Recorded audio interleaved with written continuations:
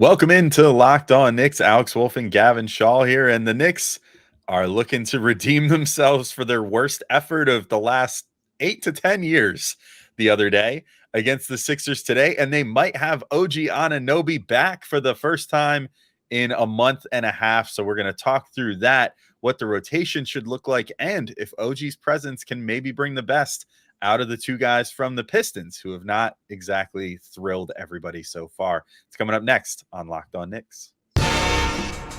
You are Locked On Knicks, your daily New York Knicks podcast, part of the Locked On Podcast Network, your team every day.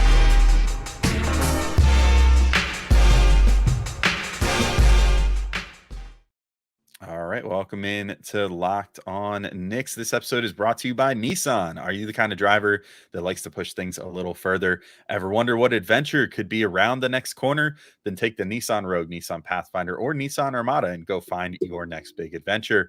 Check them all out today at nissanusa.com. And I want to thank you guys for making Locked On Knicks your first listen today and every day, whether you're checking us out on your favorite podcast platform or taking in the sights and sounds on YouTube. We appreciate you making us a part of your daily routine. Make sure you hit that notification bell on YouTube or the auto download function on your favorite podcast app so you never miss an episode, especially because, look, we're still going to put out episodes even when the Knicks put up one of the worst scores in their team history in the 20th century or 21st century or the 20th century, probably too. Yeah, it's, we got lots of screw it, 19th century. 19th century too. Yeah, the 1800s Knicks were really, we got to say that there were some dogs on those teams. Yeah, there were some dogs on those teams. Literally, that was all they could do to fill out the roster. Anyway, I'm Alex Wolfe. I'm editor-in-chief at Knicks site, The Strickland, and you can find Strick.land. He's Gavin Schall, your favorite play-by-play broadcaster's favorite play-by-play broadcaster. Currently, worked to death. I was going to say they love me. I love it. It doesn't love me back though. Yeah, worked to death with the Doc Rivers raspy voice right now. The whole thing. But we're here and we're talking about OG Anunoby.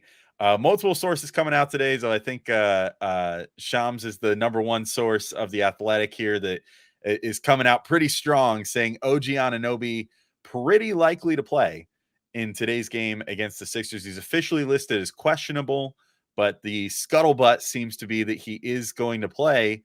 Gavin, given what just happened in the last game, I think more so than anything, even if he's not materially like the creator that this team kind of needs on the floor right now, if he's not, maybe the exact, like he was when he got traded here, and he was the exact piece this team needed to go on like a big run. I don't know if he is the perfect piece to be coming back at this moment. I think Julius Randle would probably be slightly more like useful for what this team's problems are at this particular second. However, I think getting any of those three bodies back of OG, Mitch, or Julius Randle is just going to provide a huge morale boost to this team right now that's been fighting for their life for the last 3, 4, 5, 6 weeks. And I'm pretty excited to see OG Anunoby hopefully back, regardless of what ends up happening in this game. Yeah, I think just to start off, I thought the phrasing from, and apologies for my voice, the phrasing from Ian Begley has me like almost certain he's going to play tomorrow. That he said Anunoby's cleared nearly all rehab hurdles earlier this week. The last step was sign off from team medical staff. To me, maybe I'm misinterpreting it, but to me it sounds like that last sentence has now happened at this point. So I think we are going to see him. And yeah, I was like, while you were talking, I was thinking of like the Infinity War scene where like Thor lands in Wakanda and you get like Cap with like the big fist pump. Like I think we're getting that kind of reaction from Jalen Brunson just to see him out there, and that the Knicks know, hey, we can go out there and win 71-68. Like let's just make it even uglier, even more defense tomorrow. But they just desperately needed another live body and one that can hold his own on both ends. I just think Josh Hart in particular is clearly falling apart. Dante is obviously overtaxed at this point. Jalen, I mean, obviously had a few days off with the leg, but like he's been clearly doing too much. Hart been doing too much. Like you can go up and down the roster. Maybe outside of Bogdanovich, like guys have done as much as they can at this point. And just to have offensively, like not obviously the defensive impact is massive, but offensively, guy who can shoot, who's confident and strong on the ball. Like I think that is game changing for the Knicks. And I think it's just going to be a very different vibe than it's been, more than anything. And that's going to make a big difference, especially when you're playing the same team for the second time in 3 days.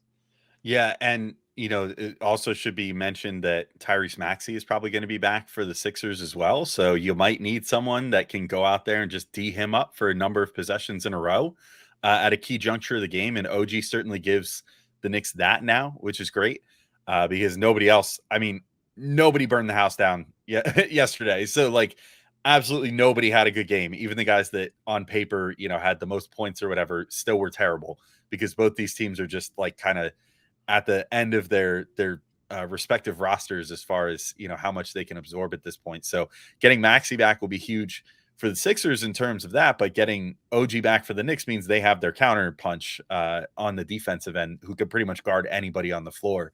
I think the other thing too is he's clearly feeling pretty good with the 3-pointers. Like Christian Winfield, I mentioned this on the post-game pod after that horrible game, but Christian Winfield, apparent of the Daily News, went out and watched his warm up prior to the Sixers game yesterday and saw him not miss a single 3-pointer that he took. And I think we're sort of seeing, you were mentioning Josh Hart and Dante and even Brunson, I think, being a little overtaxed right now.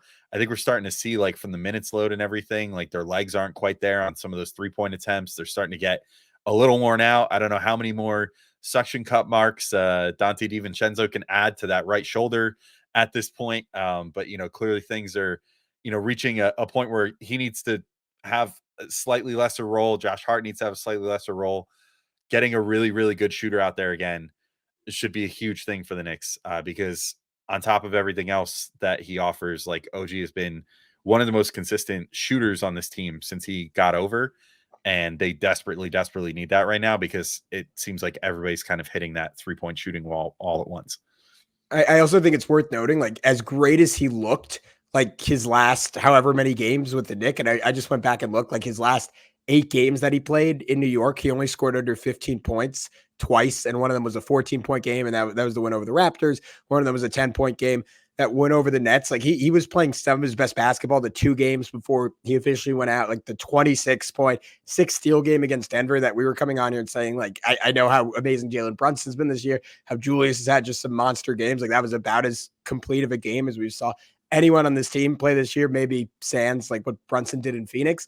And then 19-4-2. I forgot that his last game was also the Heat game where Julius got hurt. But like we got to note, like he was playing through pain that entire time. And I think you and I initially, like, we were so happy with his defense. It wasn't a big topic on the pod, but maybe I'll just speak for myself. Like I was initially a little bit disappointed in his offense and saying like, all right, there has to be more here. And then even through that pain, as he got more comfortable, like he was initiating and getting all the way to the rim on drives. Like when he had a mismatch, like we saw him starting to get to like, all right, like I'm going to drive halfway, like put an elbow into someone, spin back, hit a foul line jumper. And like, he was comfortable, like initiating, and it was comfortable. Like when an advantage was created, like, all right, I'm going to beat the next guy, like off of pump and go and then make the next pass. Like it just is going to add a bit more flow to the Knicks offense. And then defensively, I think the most important thing it allows you is to start putting Josh Hart and Dante DiVincenzo at least a little bit more often off the basketball and let them get back to being playmakers, because you can't really do that when you're guarding the best guy and like you're spending for Josh Hart 43 minutes, like killing yourself on offense, and on defense, like again, like chasing around the best dude on the other team. OG's doing that now. Hart gets to rest a little bit, and like he gets to be jumping passing lanes and making plays that way, which will also jumpstart the Knicks offense. So I just think there's such a trickle down effect to having him on both ends, even if it takes a few games for him to acclimate. I think the great thing is he'll play this first one. He'll see how he feels. And worst case, if he's not feeling great, like he can sit because they play Portland the next game. If they can't beat Portland without him, there are bigger issues here.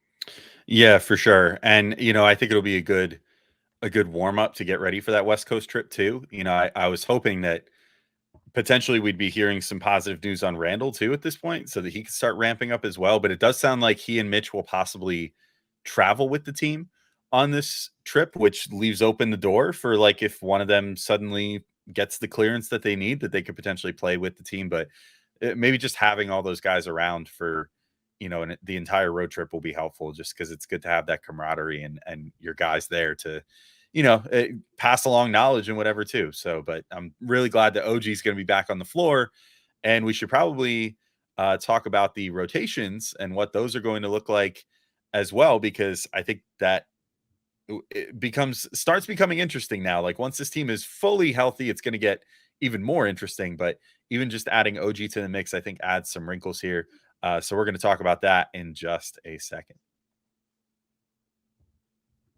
This next segment is brought to you by our sponsor, BetterHelp. Sometimes we all need the opportunity to get something off our chest, big or small. Certain things can really start to get to you. It's important to let that out, especially to someone who's unbiased on your life. So today, I want to say how I really feel about something. You might even be thinking about the same thing this week.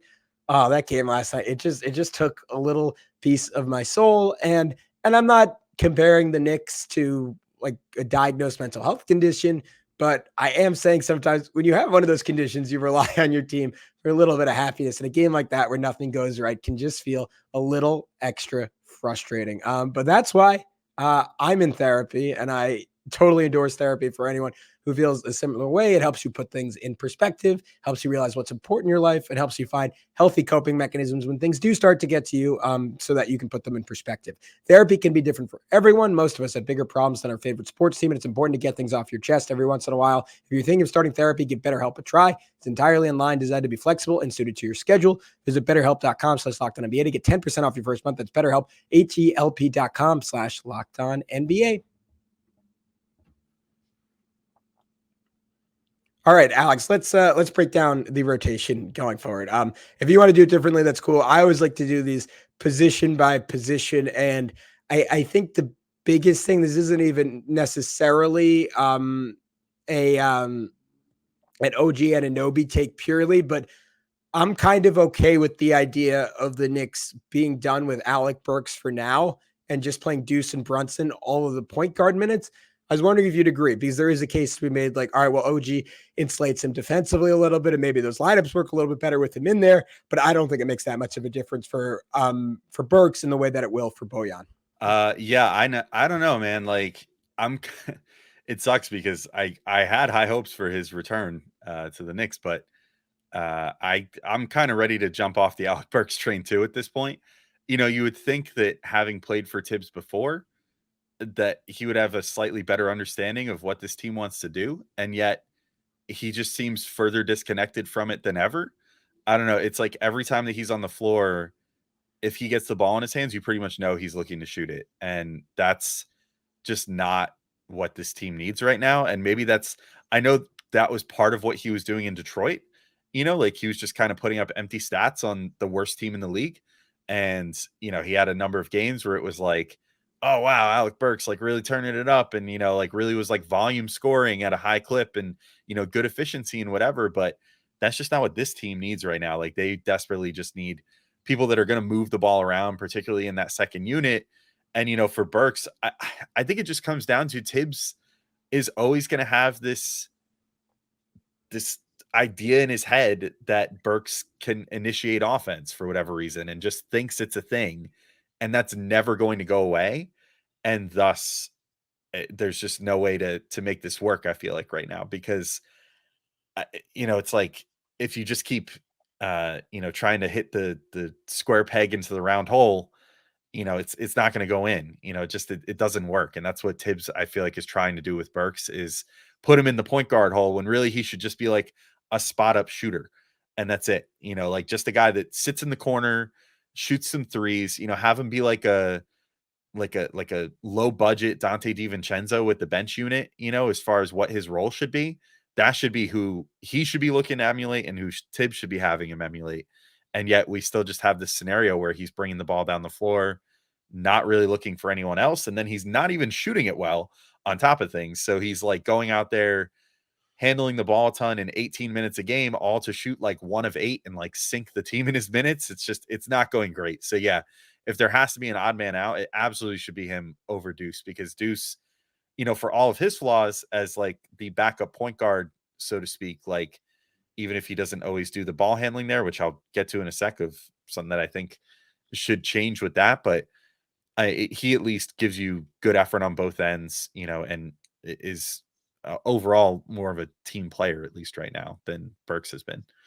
Yeah, I think the irony of Burks is that he was brought in to be the backup point guard, and he probably needs to play with a really good backup point guard to be successful. Like he should be a play finisher more than a play initiator. So I think just starting at the point guard spot, all the minutes should be split up between Deuce and Brunson. But the 2-3-4, this is where it gets interesting. So I talked about this a little on a previous show, and I think the idea is that you're going to want Josh Hart around 30 minutes, OG at least for now. Obviously, it's going to ramp up playoff time, but like tomorrow night, ideally he'd play, I don't know, like 26. I have a feeling he's going to end up playing like 32 or something. And then I think once he fully gets into the thick of things, like then have him start playing over 30 minutes. I mean, the good news is like, unlike with Julius, there shouldn't be anything lingering with his injury. And then if you do it like that, you probably still leave, I don't know, like 26 minutes for Precious, 20 minutes for Bojan. But what do you think the divide should be at like the 2-3-4? And of course, like Dante's going to get his 30 plus minutes in there as well.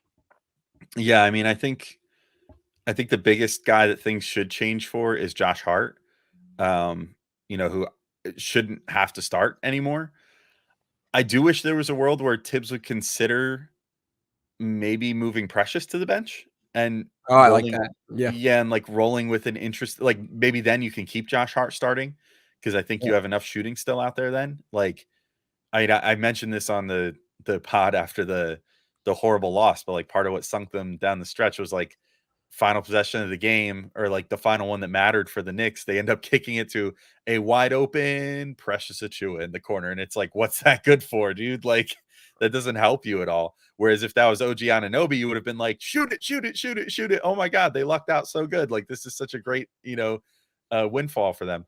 So yeah, I think if Tibbs would be willing to entertain the idea, I think a lineup of Brunson, Dante, Hart, OG, and Hartenstein with Precious directly spelling him off the bench now and possibly playing more minutes than him in the grand scheme of things at center would probably be my preference at this point. But I don't think that's going to happen. So I think what's ultimately going to happen is Dante will start and get his like 32 to 35, whatever minutes that he ends up with. I think that OG will start and probably get like 30 minutes as long as they feel like his conditioning is there, which obviously, if they see him really huffing out there, they'll probably pull him, and give him more of a rest. But we'll see, as far as that goes. And then I guess Precious still at the 4. And then obviously Hartenstein to 5. I think that's my starting 5 now. And then Josh Hart will still be able to find like a much more palatable 28 to 30 minutes or so off the bench, I think, between whatever he ends up playing, position wise between the 2 and the 4. I think that he'll be able to find plenty of playing time still. Yeah, I have a feeling we probably get the starting lineup with Precious, but he probably closes the game with the lineup you suggested: Brunson, DiVincenzo, Hart, OG, Hartenstein, or Precious, depending on who's playing better and how Hartenstein's feeling. Because it's kind of pushing Tibbs's two loves against each other, right? Either you go two bigs or you got to bench Josh Hart. Like Tibbs tomorrow is going to be like, it was like the full on like Larry David gif of him just losing his mind. But I think one more underrated part about having OG back, you can play him at the 4 and you can get that lineup. You also get that Jalen Brunson, Precious Achiuwa pick and roll that was working so well, but it's contingent on having 4 shooters on the floor. And they got to that at times with Bogdanovich, but as the trust in him has gone in and out, they haven't been able to put that much shooting on the floor. I think, and we'll talk about this a little bit more next segment, but I think the idea of having OG to insulate Bogdanovich and then to finish games with Hart, who all of a sudden is looking like a pretty good shooter post All-Star break last night aside, and OG, like I think you're going to get higher quality Brunson pick and roll. And like Brunson, like it's not only hitting like the roll man, like he's going to get open wing jump shots out of that. Yeah, I could see that. And I mean, I think that using OG at the 4 is going to be key up until the point of getting Julius Randle back. So I think that's going to be one of the biggest things. And, I do think, and, this is maybe a good opportunity to sort of set things up and tee us up for our final segment here. But I think that having OG available to play the quote unquote 4 or quote unquote 3, whatever you want to call him when he's out there with Bogdanovich could potentially be really big for this team. Because I think that Bogdanovich just needs a little more of a security blanket on defense than he's had so far, because there are times where he gets kind of torched on defense, but his offense, I think if they use him properly, could be really invaluable to keep things afloat here on, in the second game against the Sixers. And then hopefully on this West Coast swing, But I think we could probably get into that in the next segment, and kind of flesh that out a little more. But first, I got to let you all know about our good friends over at Nissan. And are you the kind of driver that likes to push things a little further? Have you ever wondered what adventure could be around the next corner? Well, our friends at Nissan have a lineup of SUVs with the capabilities to take your adventure to the next level. How about the 2024 Nissan Rogue? It's perfect for city drives and great escapes. Perfect for going around Manhattan or going upstate. Class exclusive Google built-in is your always updating assistant to call on for almost anything. And gone are the days of connecting your phone. You get Google Assistant, Google Maps, and Google Play Store built right into the 12.3-inch HD touchscreen infotainment system. And the 2024 Rogue is the best, or is the perfect midsize crossover for your next adventure, and the best one.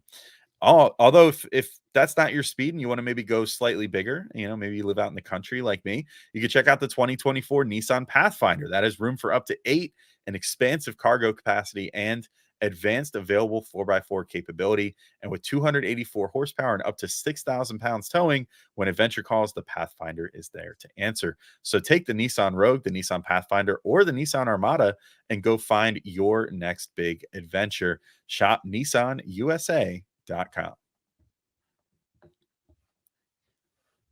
All right, Gavin, we're back in to keep talking through this rotation discussion. And I think this brings us to the point of Bojan Bogdanovic. We want to talk about both the Detroit guys. I think we've made our feelings about Alec Burks be well known. My feelings on Bogdanovic are a little more complicated, though, because I've seen much more of an outline with him of what could work. And unfortunately, a lot of it comes from watching him not on the Knicks, because I don't think that they've been utilizing him properly since getting him here. And that's been part of the problem. I think what's happening is that they're essentially trying to turn him into almost like DiVincenzo, off the bench in a way. Like they want him to just spot up and, throw a quick pump fake and, get up a 3 or whatever, or possibly attack a closeout or whatever. But I don't think that's really his speed. Like he's not a guy that really makes his living on a quick first step, on the ability to make that, like everything he does is in slow motion. You know what I mean? It's like when he pump fakes, it's like it's very slow, like it's not, there's nothing like, it's graceful, but it's not quick. There's nothing like twitchy about it. There's nothing that's going to like make someone jump out of their shoes kind of thing. And I think that what they really need to start doing is, especially when in the minutes when Brunson's out, and this doesn't change at all with OG Anunoby back, they need to start letting him initiate a bit. And I think that's been the biggest issue that I've had with how things have gone with him, being on the Knicks, is that they've just kind of been treating him only as a shooter and not as a guy that can get the ball rolling a bit on offense. And he has a really good ability to like run a pick and roll, to just kind of like pace his way through it at his own pace, certainly slower than most of the time, but he can get all the way to the hoop. He can kind of finagle his way into that space.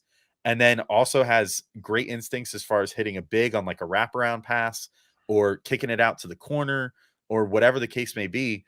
I think there's a chance that, there could be some nights if they utilize him properly where he could possibly, and, I doubt this will happen because of Tibbs's infatuation with Josh Hart, but I could see a world where like Jalen Brunson, Dante DiVincenzo, Bojan Bogdanovic, OG Anunoby, and either Precious or Hartenstein could be a good closing lineup, because I think that he does give you that extra bit of creation that you really need with Julius Randle still out. And I just don't think that they've been utilizing that well enough and letting him cook enough. But I'm kind of curious what your thoughts are on that, because something's off. And I think that's the missing piece here, is that they're just not kind of trusting him to cook enough. And that's not familiar to him. And it's making life kind of difficult for him. I think I want to see how that looks, I guess, is my take on it. Like, I don't know if he's ultimately going to be able to like break down defenses consistently enough, or if he's like quite a good enough passer for that, like in the playoffs, to be a go-to thing. But like, I want him to have the opportunity, because he's had flashes of really good, like even the Rockets game, which was like his second game. Like I thought he had moments of looking really good doing that. And he is more than just a spot up shooter. Like this was a guy who, like on Detroit, like who were defenses focused on? It was him and Cade Cunningham and literally no one else. They were playing 2-on-5 a lot. Like, and that's not a shot at Jalen Duren, who's an awesome player. Jaden Ivey's good, but there weren't shooters around them, and he was scoring 22 points about as efficiently as anyone in the NBA. Like, he didn't suddenly forget how to do that. And I think Anunoby like gives you the leeway to say like, all right, we could keep him out there for 25 minutes as long as you match those up with OG, and the defense is going to suffer relative to how good it can be when Anunoby's surrounded by Hart and DiVincenzo,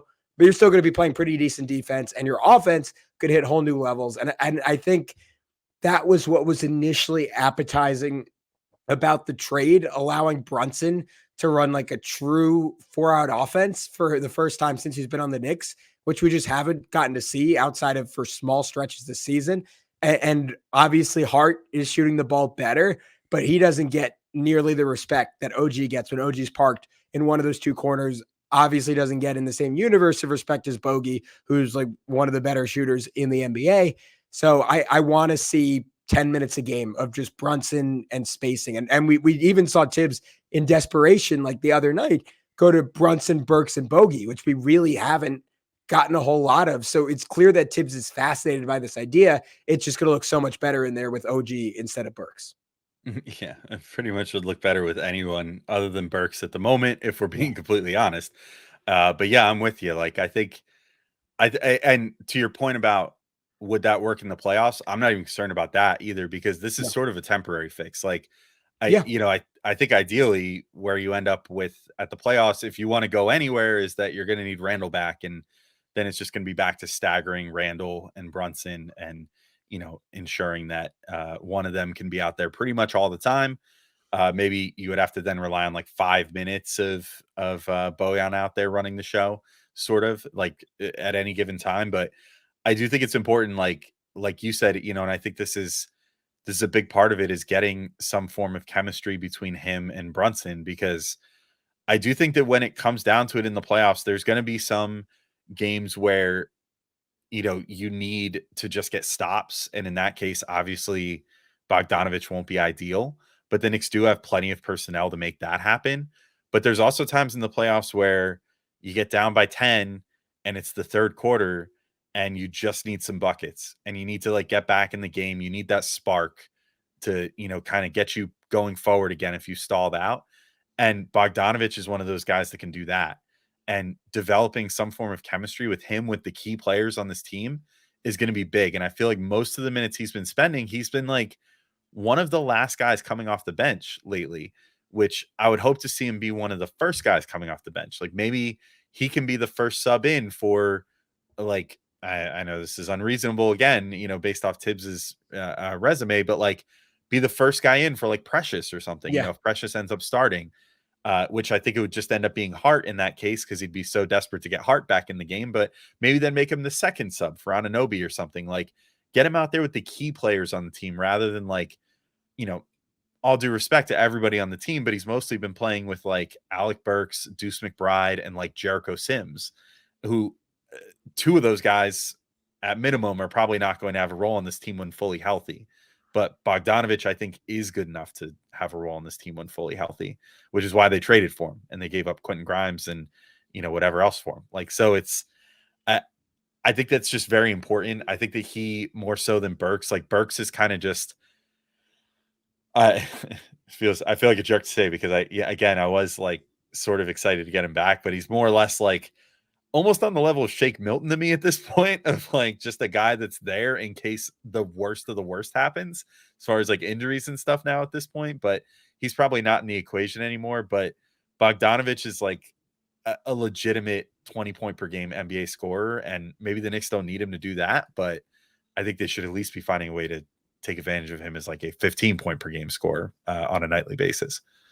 Yeah, I'm with you, and I think I'm just dying to see him and OG Anunoby out on the court together. Like when they traded for him, that was my first thought, and we've had to wait a month for it. Tomorrow, hopefully, cross every single part of your body that's crossable.